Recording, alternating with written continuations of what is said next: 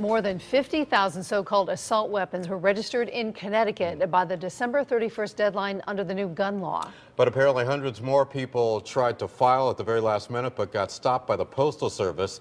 Our chief political correspondent Mark Davis reports that some folks at the Capitol are now pushing for a gun registration amnesty. News 8 reported to you several times about the long lines of gun owners at the end of last year, lining up to comply with the state's new gun registration requirements passed in the aftermath of the tragedy at Sandy Hook. While final official numbers are not expected for a few more weeks, the state police report that as of today, a total of just over 50,000 so-called assault weapons have been registered and 38,290 high-capacity ammunition magazines. But apparently there were several hundred more Connecticut residents that attempted to file the proper applications but missed the deadline because the post office closed early on New Year's Eve and their applications were postmarked in January.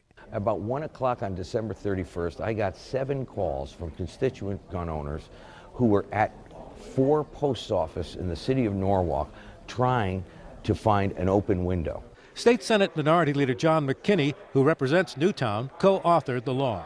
Those applications need to be processed. That's why I wrote a letter to the governor. Keep in mind that you could have filled out this one-page form back in July and you had 6 months to do it, and apparently there's some people who couldn't make the deadline. But many at the Capitol feel that making people criminals just because they were doing things at the last minute and missed the deadline because the post office was celebrating the holiday early is not right. I'm not looking to make a political celeb out of this. Right. Let's just try and do this. Let's get the leadership together quietly and see if we can find some parameters under which these people can be considered compliant.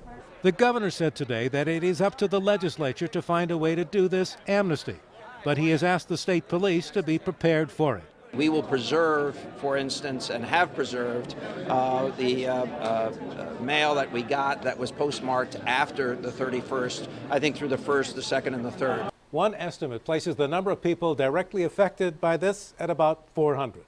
From the Hartford Newsroom, Mark Davis, News 8.